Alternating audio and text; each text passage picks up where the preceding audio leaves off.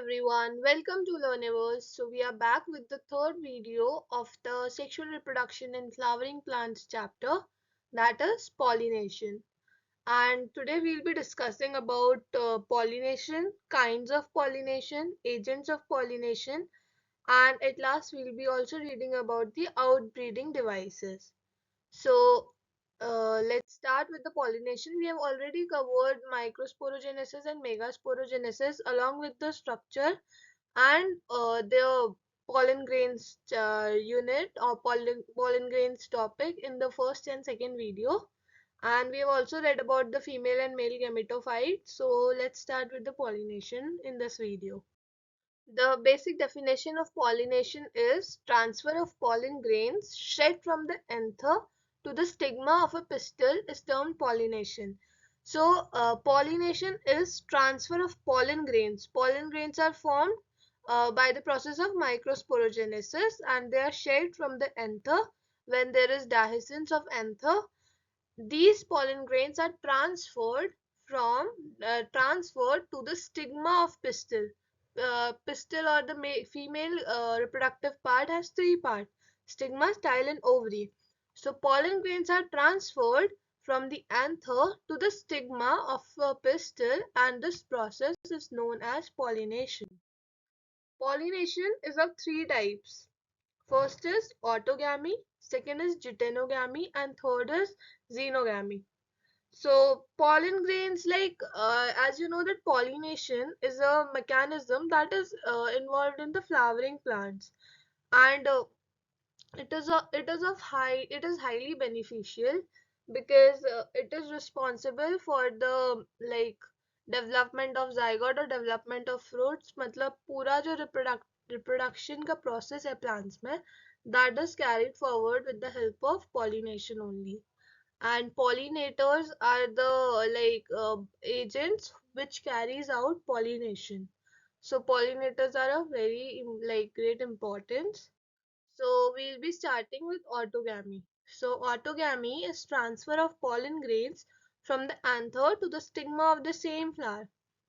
देखो ऑटोगैमी में सबसे इम्पोर्टेंट होता है सेम फ्लावर, तो जो फ्लावर होगा ना वो सेम होगा ऑटोगैमी में. Autogamy in such flowers requires synchrony in pollen release and stigma receptivity.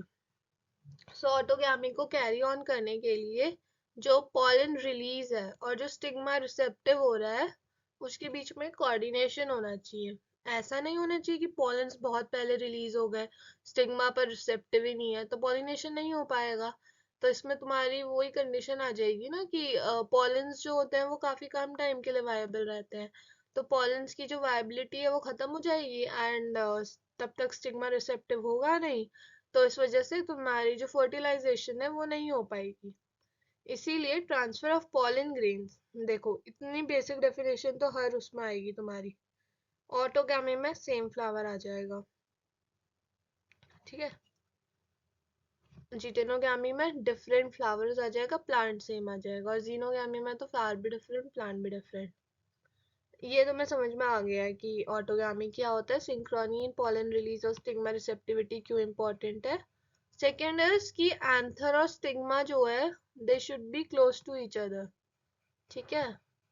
अब सेल्फ पॉलिनेशन में पॉलिनेटर्स इन्वॉल्व नहीं होते हैं, तो इस वजह से जो तुम्हारा एंथर है और स्टिग्मा है वो एक दूसरे के पास होना चाहिए ताकि पॉलिनेशन आराम से हो सके. सेल्फ पॉलिनेशन देखो क्योंकि एजेंट पॉलिनेटर्स नहीं है, ऑटोगैमी हो रही है, तो इस वजह से तुम्हारा they should be lie close to each other. Then example है इसका viola, common pansy, oxalis and commelina. It produce two types of flowers, chasmogamous flowers. देखो फर्स्ट इज तुम्हारा चेस्मोगैमस फ्लावर. इन दोनों के बीच में डिफरेंस आ जाता है चेस्मोगैमस और क्रिस्टोगैमस फ्लावर्स के बीच में. जो चेस्मोगैमस फ्लावर्स होते हैं they have exposed anther and stigma. मतलब इनको ओपन फ्लावर्स भी कहते हैं, इनका जो स्टिग्मा और एंथर है वो ओपन होते हैं. बट जो क्लिस्टोगैमस फ्लावर्स होते हैं वो खुलते नहीं है, वो क्लोज्ड होते हैं. उसमें सेल्फ पॉलिनेशन होता ही होता है और उसमें शॉर्ट सीड सेट बनता ही बनता है. देखो cleistogamous flowers produce a short seed sets even in the absence of pollinators. Chasmogamous में कभी कभी पॉलिनेटर्स की जरूरत पड़ जाती है, बट क्लस्टोगैमस में तो सेल्फ पॉलिनेशन ही होता है, ठीक है। This is a chasmogamous flower. देखो खुला हुआ फ्लावर है, यहाँ पे एंथर होंगे, इसी में स्टिग्मा होगा, यहाँ पर से पॉलिनेशन कैरी ऑन हो जाएगा। क्लस्टोगैमस फ्लावर है जो उतना भी क्लियर है नहीं, but these flowers are closed, और इसके अंदर ही एंथर होगा, अंदर ही स्टिग्मा होगा, तो एंथर एनवायरनमेंट में एक्सपोज नहीं होते हैं, तो इस वजह से वो पॉलिनेशन हो जाता है। Second is your geitonogamy. It is, देखो यहाँ तक सेम आएगी, transfer of pollen grains from the anther to the stigma, यहाँ से चेंज होगी, वहां पे सेम प्लांट था, of another flower of the same plant, ये अलग है, ये वाली line, another flower of the same plant. although geitonogamy is functionally cross pollination, functionally cross pollination हो रहा है, एक फ्लावर से दूसरे फ्लावर में जा रहा है, ठीक है, but it is genetically similar to autogamy, क्योंकि प्लांट सेम है, तो कोई वेरिएशन तो आएगा ही नहीं, एक ही प्लांट के दो फ्लावर्स के बीच में पॉलिनेशन हो रहा है। ऑटोगैमी में क्या होगा कि जो फ्लावर है वो सेम होगा। देखो मान लो तुम्हारा हिबिस्कस का प्लांट है तुम्हारे घर में, उसमें बहुत सारे फ्लावर्स हैं, तो जो एक ही फ्लावर्स के बीच, एक ही जो उसका एक फ्लावर है, उसके एंथर्स उसी के स्टिग्मा में जाके पॉलिनेट, उसी के स्टिग्मा में जाके जर्मिनेट हो रहे हैं, तो वो तुम्हारा हो जाएगा ऑटोगैमी। बट उसमें जो बहुत सारे फ्लावर्स है, उसमें किसी भी दो फ्लावर्स के बीच में पॉलिनेशन हो रहा है, तो दैट इज जिटेनोगामी, उसमें अलग अलग फ्लावर्स सेम प्लांट के इन्वॉल्व होते हैं। So it is functionally cross-pollination, but it is genetically similar to orthogamy since the pollen grains come from the same plant. ठीक है? Then we have xenogamy. Xenogamy देखो यहाँ तक फिर सेम है, transfer of pollen grains from anther to the stigma of a different plant. पहले में था same plant, दूसरे में था different flower of same plant, तीसरे में आ गया different plant. This is the only type of pollination which during pollination brings genetically different types of pollen grains to the stigma. ठीक है, इसमें वेरिएशन आ जाते हैं। Now you have agents of pollination. पहला है abiotic agents, दूसरा है biotic agent. Abiotic agents non living होते हैं, wind and water, and then you have animals. अब इसमें भी तुम जैसे नोट्स बनाओगे ना, तो पहला वाला जो तुम्हारा टॉपिक था, उसमें तुम्हें क्या मतलब पॉलिनेशन करना है, पहले पॉलिनेशन की तुमने डेफिनेशन लिखी, ठीक है, फिर यहाँ पे हेडिंग डालोगे types of pollination, you have 3 types of pollination, ठीक है, तीनों लिखे, यहाँ पे ऑटोगैमी आया, जिटेनोगैमी आया, जीनोगैमी आया। ऑटोगैमी के नीचे तुम दो बना दो, चेस्मोगैमस एंड क्लेस्टोगैमस। जिटेनोगैमी में तुम लिख दो कि डिफरेंट, यहाँ पे तुम लिख दो सेम फ्लावर, यहाँ पे तुम लिख दो डिफरेंट फ्लावर, यहाँ पे तुम लिख दो डिफरेंट प्लांट। पूरा पहले टॉपिक के बन गए नौ, अभी तक जो 8 स्लाइड्स थी उसके नोट्स बन गए। फिर आ जाएंगे तुम्हारे एजेंट्स ऑफ पॉलिनेशन, यहाँ पे फिर इसके नीचे अलग हेडिंग डालो, एजेंट्स ऑफ पॉलिनेशन, इसके दो पार्ट्स करो, एबायोटिक बायोटिक, यहाँ पे डाल दो विंड एंड वाटर। अभी जो मैं आगे पढ़ाऊंगी फिर उसके पॉइंट्स उसमें नोट कर लेना, ठीक है। Then you have wind pollination, ठीक है, it is more common amongst abiotic pollinations. Wind pollination, हवा से पॉलिनेशन हो रहा है, मान लो तुमने वो देखा है कॉर्न का plant, it has like numerous flowers होते हैं ना, उसमें जो टैसल्स होते हैं वो उसके स्टिग्मा होते हैं और स्टाइल होते हैं, तो वो ऐसे विंड में फैले रहते हैं, और जो पॉलन ग्रेन्स हवा से उड़ के आ रहे हैं उसको ट्रैप कर लेते हैं, तो this is a kind of wind pollination. इसका एग्जांपल एनसीईआरटी में है, तो यहाँ पे भी होगा ही। Wind pollination also requires that the pollen grains are light and non-sticky. पहला point हो गया, pollen grains are light and non-sticky so that they can be transported in the wind currents. They, अब ये second point हो जाएगा तुम्हारा, they possess well exposed stamens and large often feathery stigma, ठीक है, इसका रीजन है कि to trap airborne pollen grains, ठीक है। फिर इसमें अब थर्ड पॉइंट हो जाएगा तुम्हारा ये, wind pollinated flowers often have a single ovule in each ovary and numerous flowers packed into an inflorescence. ये तो तुम्हें अभी जो मैंने बताया था एग्जांपल कॉर्न कॉप का, उससे पता चल जाएगा। तो उसके जो टैसल्स होते हैं ना, they are nothing but the stigma and the style, जो हवा में लहरते हैं और जो पॉलन ग्रेन्स को टैप कर लेते हैं। और इसका जो लास्ट पॉइंट है, wind pollination is quite common in grasses. अब तुम्हें डायग्राम दिख जाएगा, ये है देखो, ये इसके वो है, a wind pollinated plant showing compact inflorescence। ये इसका inflorescence हो गया बीच वाला, और इसके जो ये है ये स्टेमन्स हैं, इससे इसके जो स्टेमन्स हैं इससे इसके जो पॉलन ग्रेन्स है वो हवा में रिलीज हो जाएंगे, और वो जो है वो ट्रैप कर लेगा। I'm सॉरी मैंने क्या करा, हाँ वो रिलीज हो जाएंगे, और फिर जो उसके वो जो होते हैं फेदरी स्टिग्मा होते हैं वो उसको ऐसे ट्रैप कर लेंगे अपने अंदर, और उसके अंदर पॉलिनेशन हो जाएगा। Second we have water pollination. Pollination by water is quite rare in flowering plants and is limited to about 30 genera, mostly monocots. तो इसमें जो इम्पोर्टेंट है कि क्वाइट रेयर है, मतलब विंड पॉलिनेशन के बराबर कॉमन नहीं है। It is believe particularly for some bryophytes और टेरिडोफाइट्स पे ये थोड़ा सा होता है, और इस वजह से इसका जो ब्रायोफाइट्स और टेरिडोफाइट्स है उसका डिस्ट्रीब्यूशन लिमिटेड है वहीं पे जहाँ पे पानी होगा, इसलिए ब्रायोफाइट्स टेरिडोफाइट्स पानी में ही पाए जाते हैं। इसमें मेल गैमीट्स का ट्रांसफर होता है।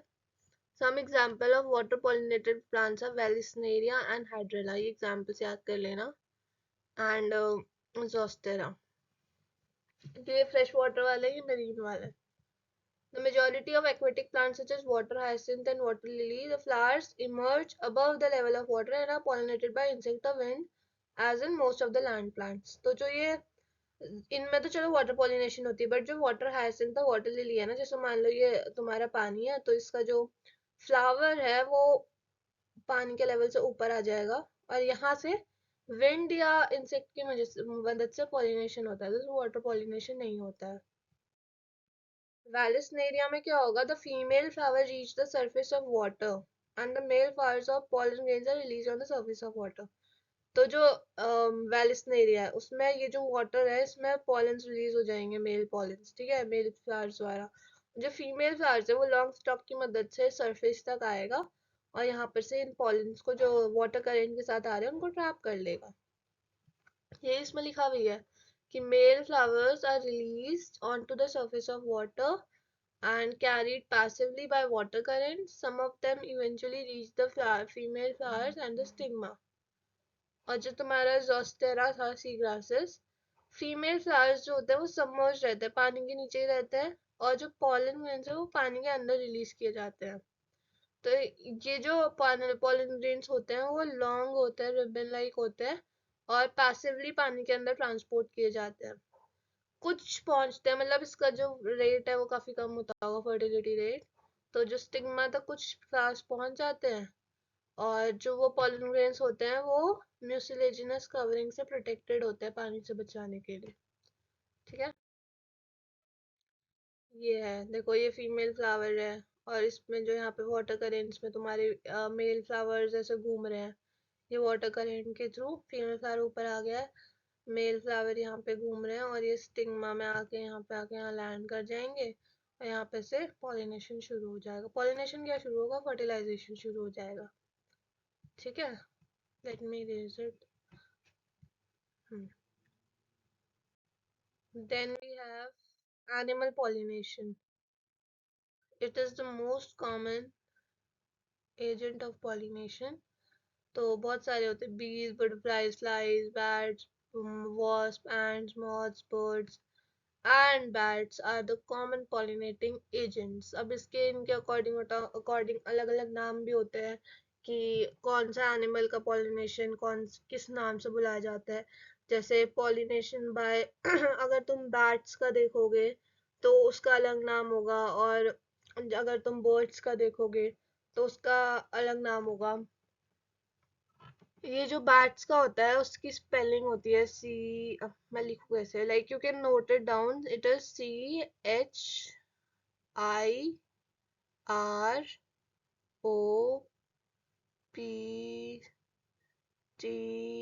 CHIROPTEROPHILY, ठीक है, कायरोप्टेरोफिली। तो pollination by bats is known as chiropterophily, और this is important for your competitive exams। competitive exams में basically पूछा जाता है कि pollination by bats is known as। ये तुम लिख सकते हो।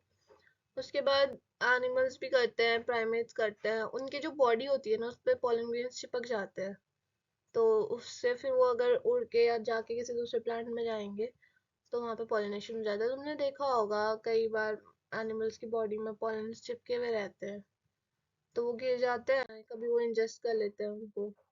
ठीक है। So insect pollinated flowers are large, colorful, fragrant and rich to attract the insects. When the flowers are small, a number of flowers are clustered into an inflorescence to make them conspicuous. या तो flowers बहुत बड़े होंगे, और अगर in case flowers छोटे हैं तो उनको क्लस्टर्स में पाए जाते हैं जो विजिबल हो अच्छे ढंग से, ताकि इंसेक्ट्स उसकी तरफ अट्रैक्ट हो। So animals are attracted to flowers by colour और fragrance. The flowers pollinated by flies and beetles secrete foul odors, क्योंकि जो flies होती है वो foul odors की तरफ ज़्यादा attract होती है. To sustain animal visits, the flowers have to provide rewards to animals. So they provide them rewards to the animals. जैसे जो nectar और pollen grains होते हैं वो floral rewards होते हैं अधिकतर, ताकि वो pollination कर पाए. So body of animal gets a coating of pollen grains which are generally sticky in animal pollinated flowers. Then when the animal carrying pollen on its body comes in contact with the stigma, it brings about pollination. तो ये तो basic है, तो तुमने junior classes में भी पढ़ा ही होगा, तो इसमें कुछ ऐसा रॉकेट साइंस है नहीं. इसको बेसिकली तुम्हें बस इसके कैरेक्टरिस्टिक्स याद करने होंगे कि लार्ज होते हैं, कलरफुल होते हैं, फ्रेग्रेंट होते हैं और ऐसे ऐसे होते हैं करके. ठीक है. Then we have in some species floral rewards are in providing safe places. जैसे वो कुछ एनिमल्स होते हैं वो उस फ्लावर उस फ्रूट के अंदर अपने एग्स को ले कर देते हैं. Example Amorphophallus. The flower itself is about 6 feet in height. It is the tallest flower. उसमें होता है कि फ्लोरल रिवॉर्ड्स के रूप पे वो प्रोवाइड सेफ प्लेसेस प्रोवाइड करते हैं एग्स को ले करने के लिए. Similar relationship exists between the species of moth and the plant yucca. ये एग्जाम्पल आप याद कर लीजिए, एग्जाम्पल लिखने को आता है मॉथ और यक्का के बीच में. तो they can not complete their life cycles without each other. Moth जो होता है अपने एग्स ले करता है लोक्यूल पे on the ovary, and the flower in turn gets pollinated by the moth. The larvae of the moth comes out of the eggs as the seed starts developing. तो ये आपका एनिमल पॉलिनेशन हो गया.